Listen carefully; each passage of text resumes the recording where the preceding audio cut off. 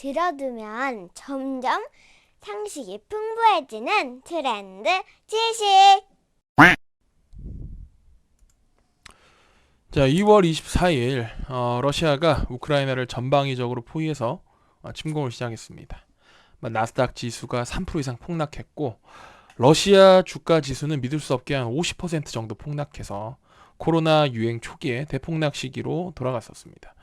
국내는 대선 국면이죠. 3월 9일이 대선인데도 불구하고 러시아가 이제 우크라이나를 침공한 게 워낙 국제적으로 큰 사건이다 보니까 이 침공 사태를 보도하는 기사들로 이제 뉴스들로 신문과 뉴스가 도배됐습니다.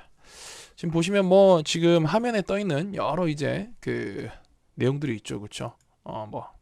자, 그러면은 오늘은 이 러시아가 왜 이제 우크라이나를 침공했는지, 거기에 이제 얽힌 어떤 배경이 어떤 것들이 있는지, 역사, 정치, 경제적인 내용들을 함께 살펴보고, 또 러시아와 우크라이나 사태가 주는 역사적 이제 어떤 교훈이 뭐가 있는지 한번 알아보도록 하겠습니다. 자, 먼저 키예프 루스 왕국이라는 걸 얘기를 할 건데요. 우선 이 러시아하고 우크라이나는 일단 뿌리가 동일합니다. 이 지도를 하나 보시죠. 자, 지도를 보시면은 이쪽 이제 동부 유럽의 요 지역에 과거에 한 400여 년간 존속했던 왕국이 있습니다. 키예프 루스라는 왕국인데요.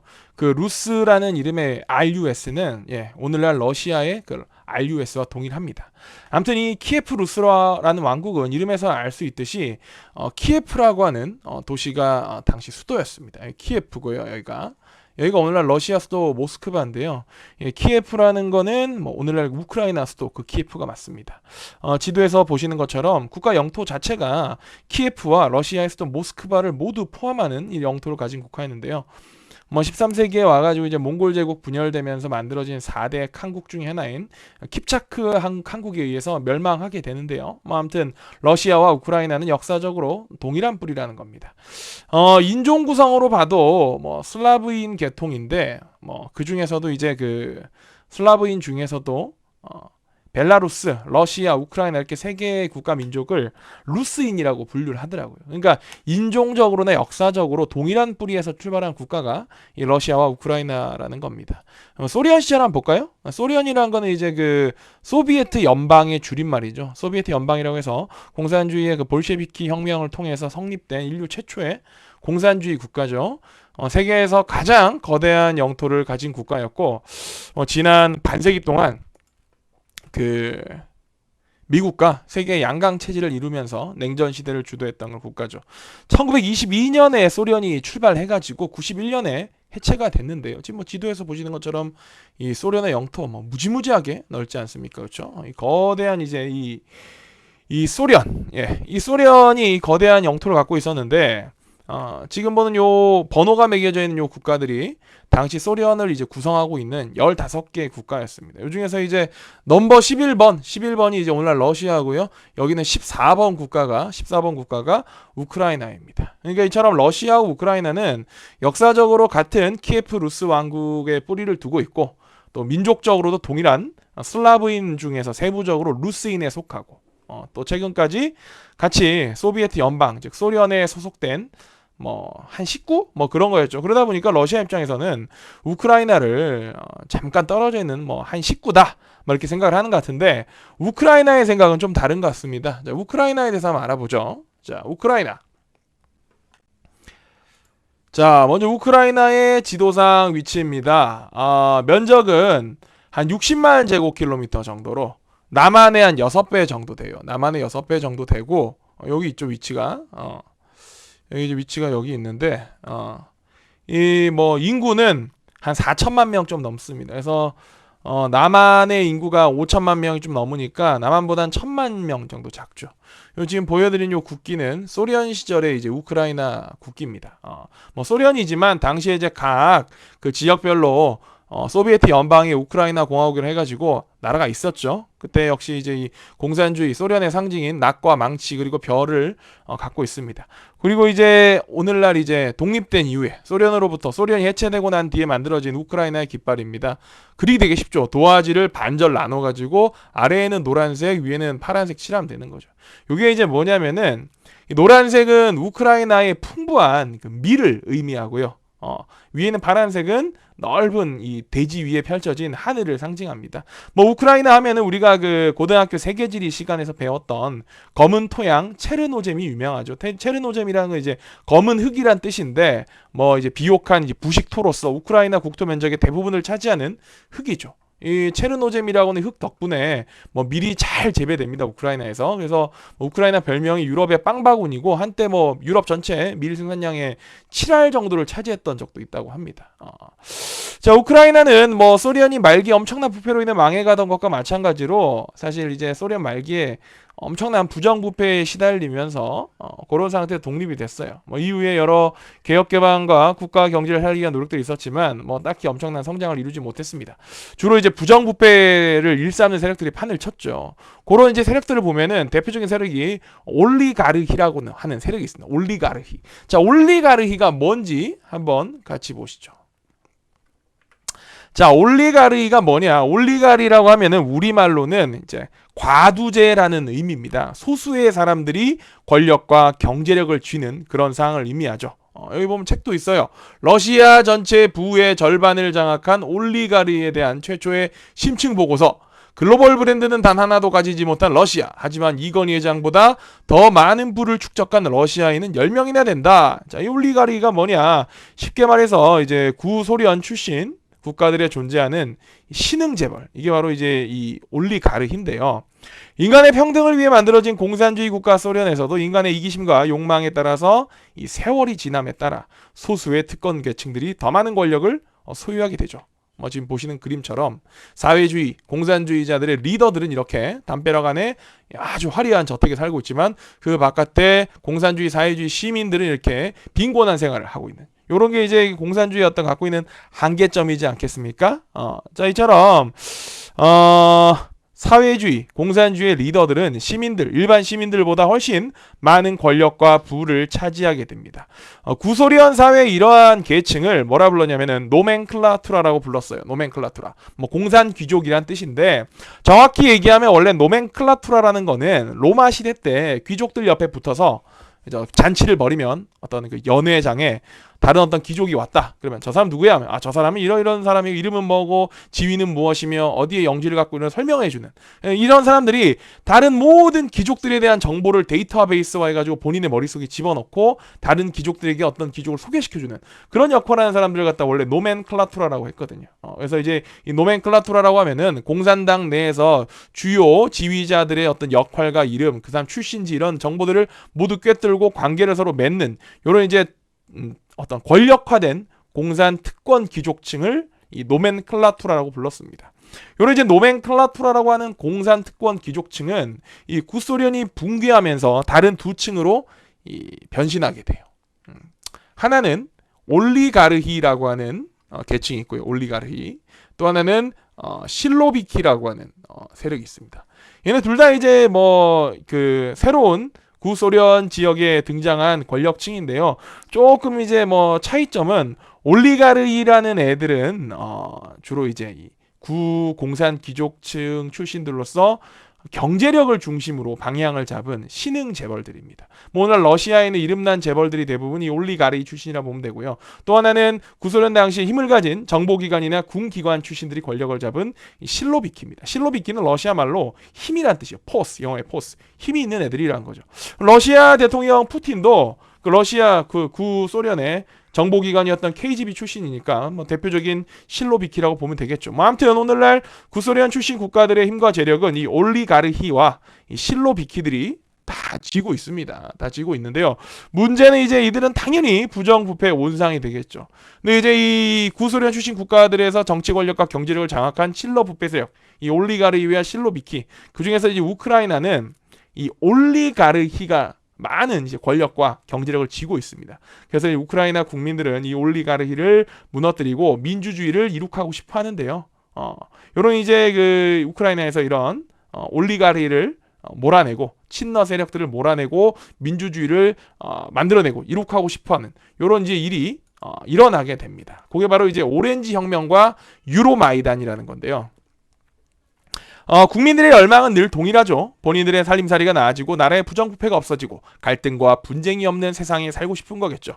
우크라이나 사람들의 바람도 마찬가지였습니다. 그런데 우크라이나에는 이 올리가리라고 아까 얘기했던 그 집단이 권력과 경제력을 쥐고 부정부패를 일삼고 있죠.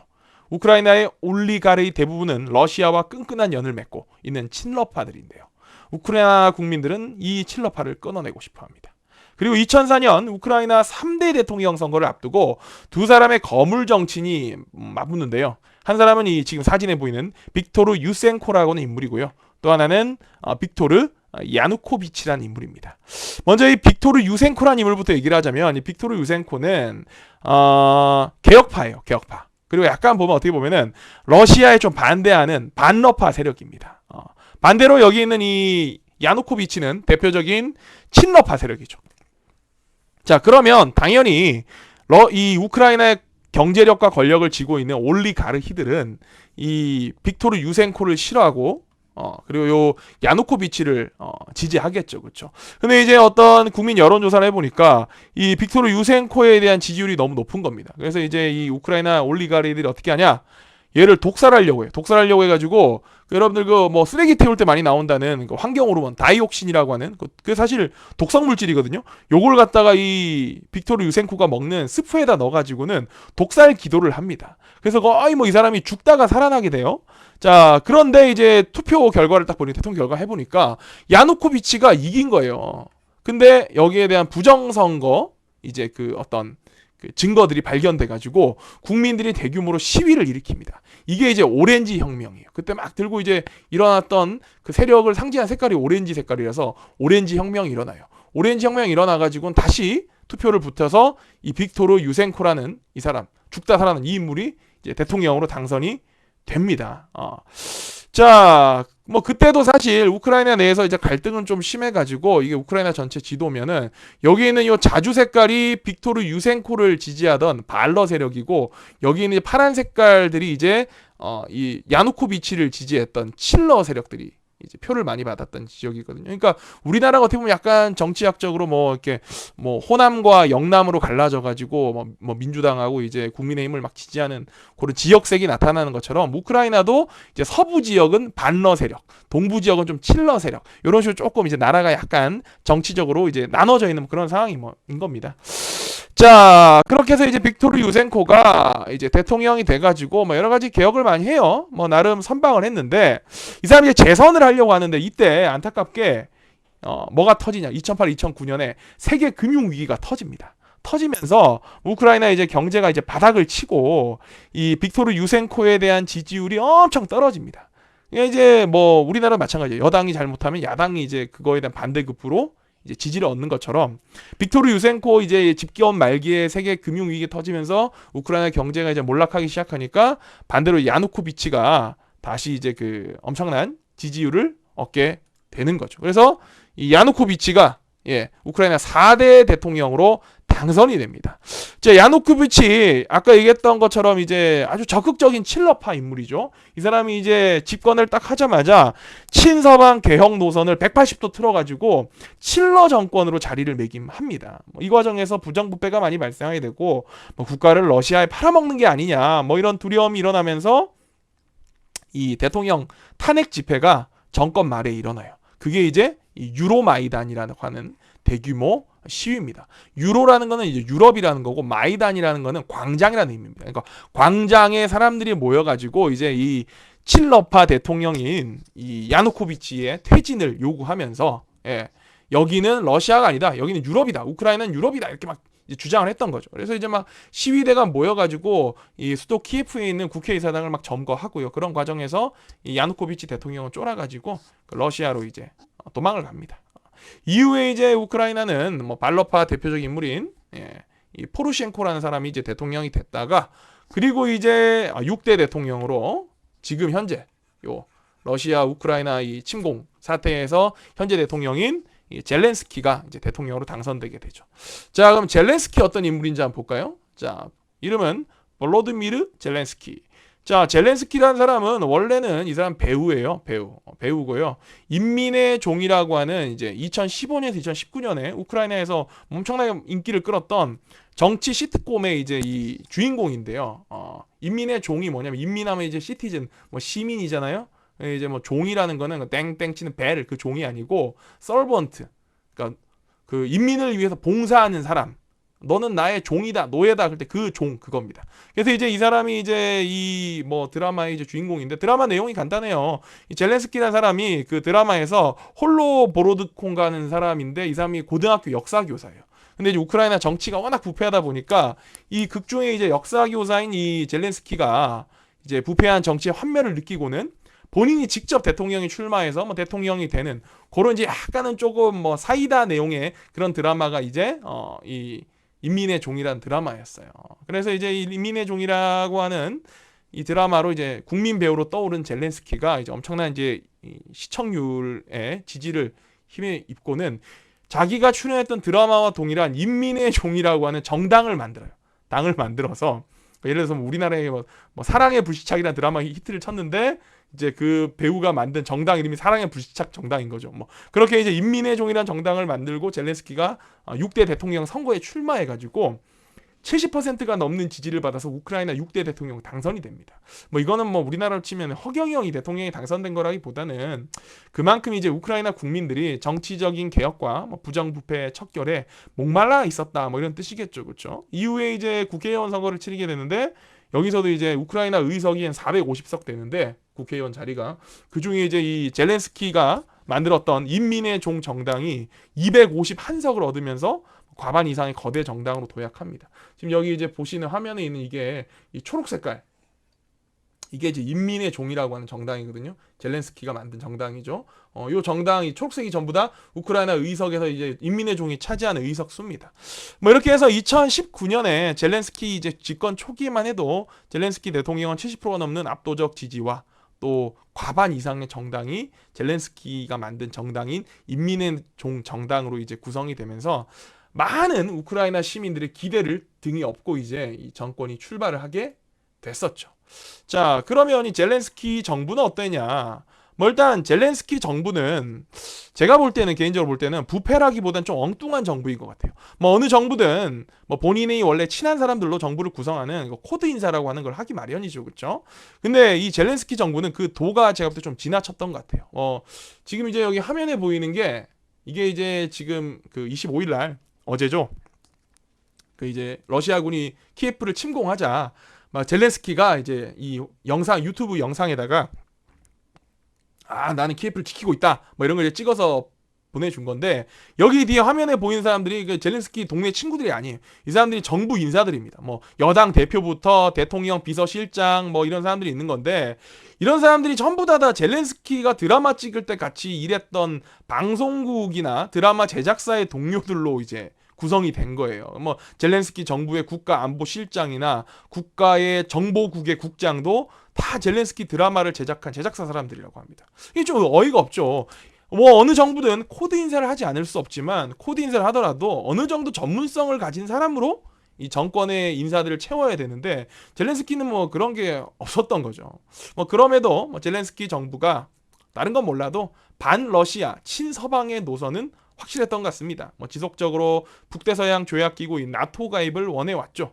뭐 전쟁이 벌어진 이 시점에서도 뭐 젤렌스키가 해외로 빤스런하지 않고 보통 이렇게 막 이런 애들이 전쟁 터지면 해외로 튀고 이렇게 하는데 이 사람 이제 도망 안 가고 이렇게 군복을 직접 방탄 헬멧과 방탄복을 입고는 지금 수도 키예프에 있는 방위군들을 진두지휘하는 것만 해도 뭐 이 사람이 비록 배우 출신으로서 정치인으로서의 전문성은 없더라도 대통령으로서의 최소한의 사명의식은 있는 걸라고 저는 이제 생각이 듭니다. 뭐 사실 러시아군이 밀고 들어오면 젤렌스키는 사실 사살 1순위일 수도 있잖아요, 그렇죠?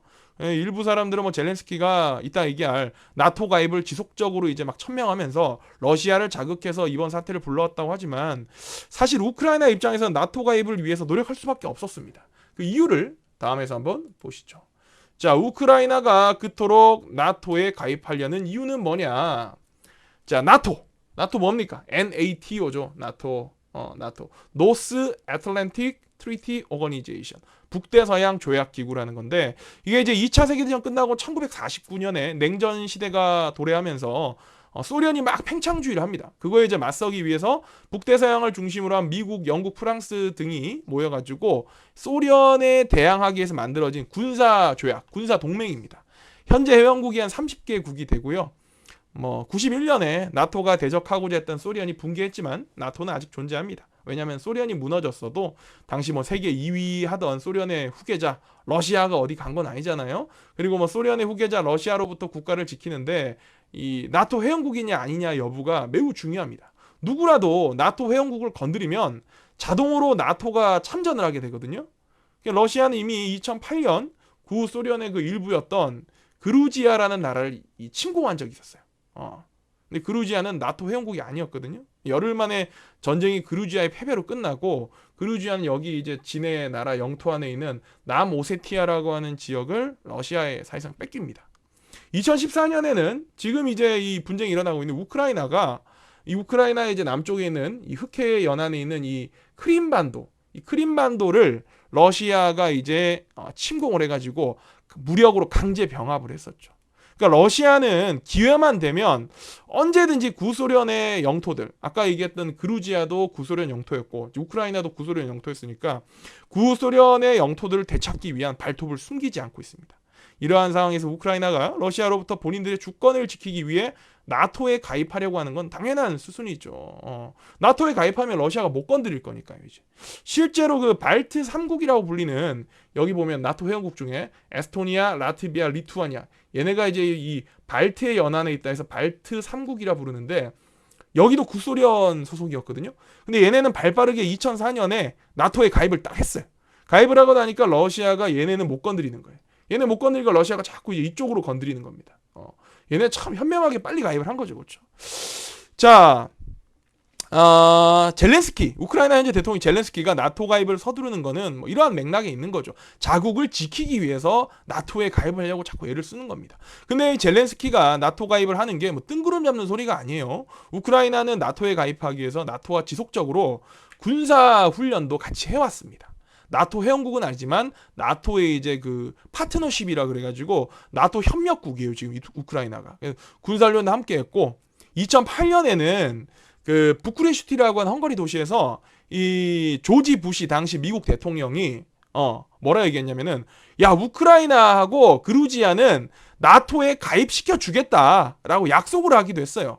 그러니까 이게 젤렌스키가 아무 근거도 없는데 막 나토에 가입하겠다라고 떼쓰는 게 아니고, 나토가 그동안 우크라이나를 상대로 희망 고문을 해온 셈이죠. 야, 너희 가입시켜줄 수 있을 것 같은데, 막 이런 식으로 약간 희망 고문 해준 겁니다. 아무튼 그렇게 이제 이런 배경 속에서 러시아는 우크라이나를 침공해 왔습니다. 자, 여러분들, 누군 이렇게 얘기를 합니다. 젤렌스키가 나토 가입을 언급하면서 러시아를 자극했다.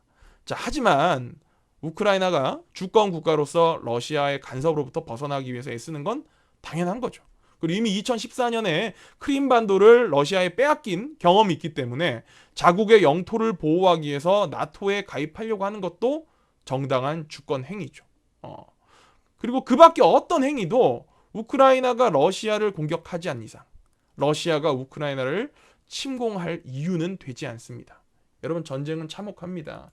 지금 이게 대규모 전쟁으로 확전되지도 않은 상태인데도 지금 사진에서 보시는 것처럼 우크라이나가 입은 피해는 심각하죠. 아파트가 파괴되고 군 기지가 파괴되고 많은 민간인들이 다치거나 사망했습니다. 전쟁은 여러분 참혹합니다. 세상에 좋은 전쟁이라는 건 없어요. 모든 전쟁은 나쁩니다. 사람을 죽이고 다치게 하고 문명을 파괴합니다. 러시아의 침공은 무엇으로도 정당화될 수가 없습니다. 젤렌스키가 무능하다고 해서 러시아가 침공해도 되는 이유가 되는 건 아닙니다. 우크라이나가 나토에 가입하려고 한다 해서 러시아가 침공해도 되는 건 아닙니다. 러시아의 침공과 푸틴의 이러한 결정은 나쁜 행위입니다. 비난받아 마땅한 거죠. 자, 그럼 이제 러시아가 침공을 했으니까 이게 국제사회에 어떤 영향을 줄까요? 자, 러시아의 잘못된 행위에 대해서 국제사회가 당연히 제재를 가해야겠죠. 그러나 그게 쉽진 않습니다. 일단 나토가 직접 파병을 하게 되면 나토에 소속된 미국과 러시아가 직접 붙는 겁니다. 근데 이 두 나라는 핵무기를 이 지구상에서 제일 많이 보유한 나라와 두 번째로 많이 보유한 나라죠. 이 두 나라는 상호 확증 파괴라 그래서 야, 미국 너네가 우리 건들면 우리도 핵으로 미국 너네를 완전히 경멸할 수 있어. 이런 위협을 가진 국가들입니다. 그래서 이 두 나라는 서로 붙을 수가 없어요. 붙으면 이거는 세계 3차 대전은 물론이거니와 인류 멸망으로 가는 지름길인 거죠. 그래서 제가 볼 때 절대로 나토의 직접적인 파병은 없을 겁니다.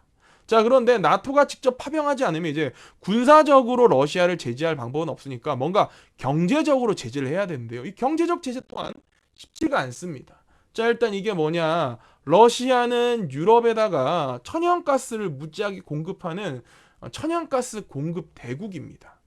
사실상 이 러시아를 제외하면은 이 유럽에다가 이제 이 천연가스를 공급한 나라는 노르웨이가 거의 유일하다 보면 돼요. 그러니까 많은 유럽 국가들이 러시아로부터 이제 천연가스를 의존하고 있는데 이 천연가스가 유럽의 난방의 이 필수적인 연료거든요. 근데 아직 2월이잖아요. 봄이 오지 않았어요. 서유럽 국가들은 위도가 높으니까 4월까지도 난방을 해야 돼요. 좀 추우니까. 가스는 필요하죠. 유럽 애들 입장에서 가스는 필요한데 러시아 가스는 필요한데 우크라이나는 안타깝지만 머나먼 이웃일 뿐이죠. 냉혹하지만 그게 현실입니다. 유럽이 아닌 다른 국가들도 마찬가지입니다. 우리나라 입장에서도 러시아는 무역 파트너로 적지 않은 비중이에요. 러시아가 수입을 해오는 국가 중에 우리나라가 6번째로 러시아에다 물건을 많이 팔아먹습니다. 또 러시아가 수출하는 상대국에도 우리나라가 한 7번째쯤 돼요. 그리고 뭐 나토의 유럽 측 맹주라고 볼 수 있는 독일의 경우도 뭐 천연가스도 러시아한테 거의 의존하고 있는데 또 러시아 입장에서 또 독일 입장에서 서로 간에 무역 큰 손이에요. 그러니까 독일 입장에서 러시아가 큰 손님입니다. 러시아가 중국 다음으로 물건을 많이 팔아주는 국가가 독일이에요. 독일도 먹고 살아야죠. 게다가 뭐 이렇게 유럽에 있는 국가들 다 무역으로 가스를 얽혀 있으니까 러시아에게 어디 큰 소리 치기 힘든데 거기다 그럼 이제 유럽에 있는 국가들이 못 나서면은 나토도 못 나서면 누가 나서야겠어요? 유엔이 나서야겠죠. 국제연합, 유엔. 우리나라도 실제 여러분들 6.25 때 북한이 우리를 침공했을 때 유엔이 군대를 파병해가지고 우리나라를 구해줬잖아요. 그러면 야 우크라이나도 유엔이 파병해서 구해주면 되겠네. 근데 유엔에서 뭐 군사를 파병을 하든 아니면은 경제적인 제재를 가하든 전부 다 이제 유엔에 있는 안전보장이사회라고 하는 이 안전보장이사회에서 이게 승인이 돼야 돼요. 그 안건이. 그러니까 이번에 이제 유엔 안전보장이사회 줄여서 유엔 안보리에서 러시아 이제 규탄을 결의하려고 했는데 이게 무산됐습니다. 왜냐면 이 안전보장이사회에는 상임이사국이 5개가 있어요. 그 5개가 누구냐면은 미국, 러시아, 중국, 영국, 프랑스예요. 요 5개 나라가 이제 유엔 안전보장이사회 상임이사국인데 이 나라 5개 중에 어느 한 나라라도 반대를 하면은 유엔을 통과를 못해요. 근데 지금 이 상임이사국 중에 하나가 누굽니까? 러시아죠. 그러니까 러시아가 자기 스스로를 규탄하라고 하는 거에 찬성표 던지겠어요? 당연히 반대하는 거죠. 그러니까 이 안전보장이사회 자체를 통과를 못하는 겁니다. 그러니까 유엔도 뭐라 할 수 없는 거죠. 이러한 이제 배경 때문에 러시아가 이제 국제적인 제재를 두려워하지 않고 대놓고 이제 우크라이나를 치는 거죠. 자, 그러면 이제 우크라이나 침공 결론이 어떻게 될까요? 자, 아마 이제 러시아는 우크라이나를 일단 쳤죠. 먼저 이제 선빵을 날렸기 때문에 국제사회의 비난이 어떻든 절대 빈손으로 돌아가진 않을 겁니다. 최소한 우크라이나 동부에 있는 이 도네츠크 지방, 루간스크 지방 요 일대는 이제 아마 가져갈 겁니다. 어차피 우크라이나 전체에서 볼 때 이 동부 지역은 대대로 친러 세력이 득세한 지역이기 때문에 요쪽 땅을 이제 아마 빼앗아 가겠죠. 거기다 이제 최악의 경우에는 요 젤렌스키 대통령 얘도 이제 어떻게 쫙 보내버릴 수 있겠죠. 아니 뭐 근데 이렇게까지는 하지 않을 것 같고 제 생각에 이제 젤렌스키 대통령을 뭐 죽이기보다는 젤렌스키 대통령을 어떻게 뭐 실각시키고 친러 인사를 대통령으로 뭐 앉히거나 아니면 총리로 앉혀가지고 뭐 이제 러시아의 꼭두각시로 만들려고 하는 뭐 그렇게 이제 되지 않을까. 그래서 뭐 땅도 이제 우크라이나 입장에서는 땅도 빼앗기고 또 나토 비가입도 약속을 하고 러시아한테 우린 절대 앞으로 나토 가입 안 할게요 형님 이렇게 하고 아마 전쟁이 마무리될 것 같습니다. 자, 결론은 뭐냐? 결론. 첫째, 러시아가 우크라이나를 침공했습니다. 둘째, 이는 비난받아 마땅한 행위죠. 어떠한 침공도 정당화될 수 없습니다. 셋째, 자, 그러나 국제사회는 손을 놓고 있죠. 힘없는 평화는 결국 공허한 외침일 뿐이라는 것. 요걸 우리가 알 수 있죠. 자, 그럼 우리는 어떻게 되냐? 우리나라도 힘을 길러야겠죠.